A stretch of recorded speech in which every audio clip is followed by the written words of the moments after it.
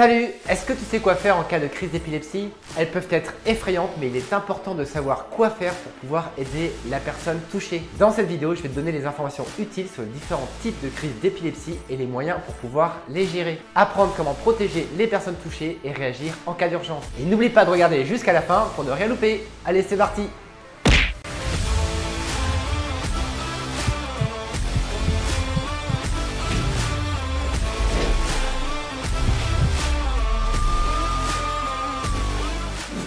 Bonjour à tous, je m'appelle FX Moronval et je suis médecin urgentiste à l'hôpital et au SAMU depuis plus de 10 ans maintenant. Sur cette chaîne, on parle des coulisses des urgences et tout ce que vous avez toujours voulu savoir sur la médecine d'urgence.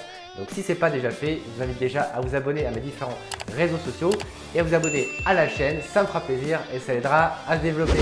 Aujourd'hui, je vais vous parler des crises d'épilepsie, une maladie neurologique qui peut provoquer des convulsions et des pertes de connaissance. Les crises d'épilepsie peuvent être effrayantes, mais c'est important de savoir quoi faire en cas d'urgence afin de pouvoir aider la personne affectée. Allez, dans cette vidéo, je vais vous donner les différents types de crises d'épilepsie et les moyens pour les gérer. Et oui, il n'existe pas une seule épilepsie, mais différents types de crises d'épilepsie, chacun ayant des symptômes et des causes différentes. Les crises généralisées, comme les crises tonico-cloniques, sont les crises les plus fréquentes et se manifestent par des convulsions des deux côtés du corps. Les crises partielles, comme les crises temporales, sont des crises spécifiques sur une seule partie du cerveau et se manifestent par différents symptômes, comme par exemple des convulsions localisées ou par exemple des hallucinations. Il est important de connaître le type de crise de la personne afin de savoir comment réagir. Je vais vous expliquer maintenant comment réagir en cas de crise d'épilepsie. Ce sont des motifs assez fréquents d'appel au SAMU. Souvent, lorsque les gens nous appellent, ils sont témoins d'une crise avec une personne à côté qui est en train de convulser. Donc il est important de rester calme et de ne pas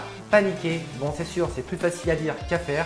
Car dans la réalité, lorsque quelqu'un convulse, à chaque fois lorsque les gens nous appellent, ils sont en totale panique à côté. Car c'est vrai, c'est vraiment très impressionnant, surtout lorsqu'on n'en a jamais vu. Donc en cas de crise, très souvent des moyens de secours sont envoyés dès l'appel comme des pompiers, mais lorsque les pompiers arrivent sur place, assez souvent la crise est terminée. Je vais donc vous donner les différentes étapes de la crise tonico-clonique généralisée, car c'est la plus fréquente, et vous expliquer les différentes manœuvres à réaliser à chaque étape. La première phase, c'est la phase tonique. Elle est assez brève. C'est à ce moment où il y a une rupture de contact, c'est-à-dire que la personne, elle ne vous parle plus. Souvent, il y a une révulsion des yeux, c'est-à-dire que vous allez avoir les yeux qui vont partir à l'arrière, fermant le bord des yeux.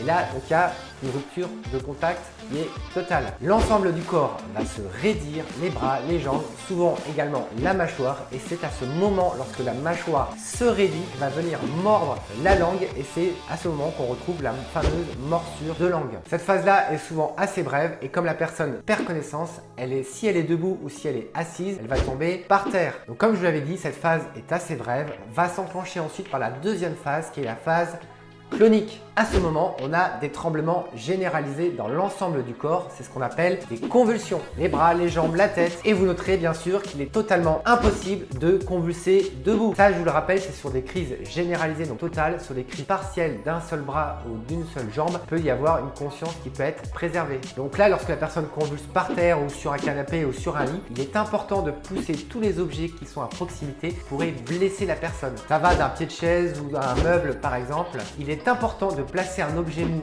sous la tête, comme par exemple un sac à main ou un coussin si on a un coussin à proximité, ou éventuellement une veste, afin d'éviter que la tête tape le moins possible directement au sol. Et oui, car il peut y avoir des lésions traumatiques au moment des convulsions. Quoi que vous fassiez, les convulsions vont durer un certain temps, car c'est le cerveau qui dysfonctionne à ce moment. Et dans ces moments de stress, le temps est très souvent disproportionné.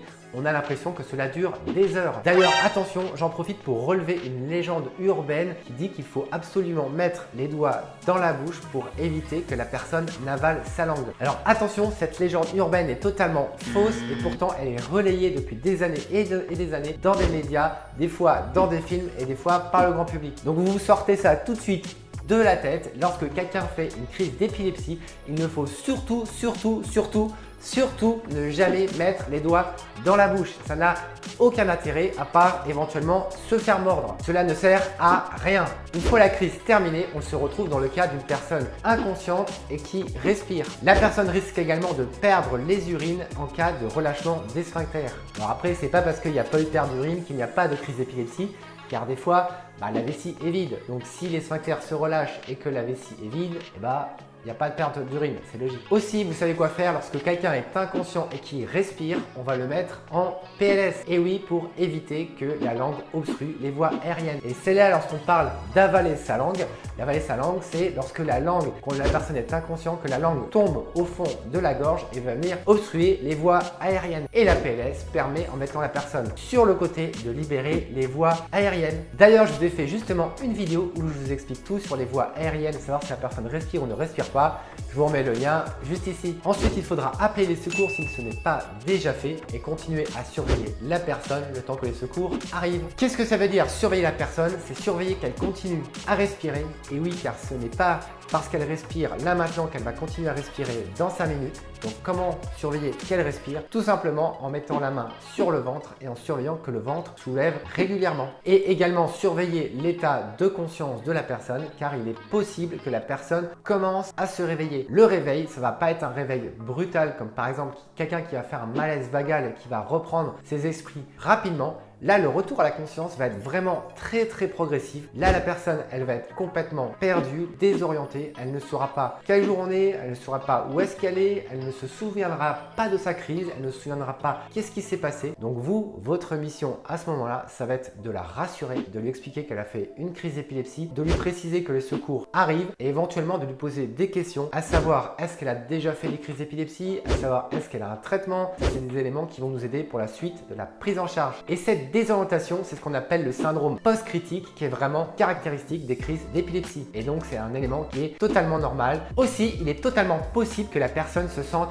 fatiguée, totalement abattue. Et oui, c'est totalement normal car je vous rappelle que l'ensemble de ses muscles ont convulsé, ont tremblé pendant plusieurs minutes. Ça peut presque être un équivalent de course à pied par exemple. Donc, normalement, elle se sent fatiguée, ce qui est une réaction normale. Je vous rappelle que les crises d'épilepsie ne sont pas des maladies contagieuses et qu'il y a de très nombreuses années, au Moyen-Âge, les crises d'épilepsie étaient apparentées aux démons ou à de la sorcellerie. Aujourd'hui, les personnes atteintes de cette maladie peuvent vivre une vie totalement normale avec un traitement adéquat. Certains métiers à risque ne sont toutefois pas recommandés et la conduite automobile n'est possible que dans des conditions strictes, très précises qui peuvent varier d'un pays à l'autre et qui peuvent évoluer dans le temps. Allez, je vous mets un lien sous cette vidéo qui vous donne toutes les précisions. Et oui, car vous imaginez bien qu'une personne qui fait une crise d'épilepsie au volant, cela peut avoir des conséquences dramatiques pour la personne, mais aussi les personnes dans la voiture ou sous les personnes autour de la voiture. Donc, pour prévenir ces crises d'épilepsie, il est souvent important de suivre un traitement adéquat prescrit par un médecin. Il est également important de suivre un mode de vie sain en évitant les facteurs de risque, c'est-à-dire les facteurs qui peuvent favoriser le déclenchement d'une crise d'épilepsie. Le manque de sommeil, l'alcool, l'oubli d'un traitement. Voilà, donc les crises d'épilepsie peuvent être effrayantes, mais il est important de savoir quoi faire afin de pouvoir aider la personne qui est affectée. En suivant les étapes décrites dans cette vidéo, vous savez maintenant comment gérer une crise d'épilepsie de façon sûre et efficace. N'hésitez pas à me poser des questions en commentaire.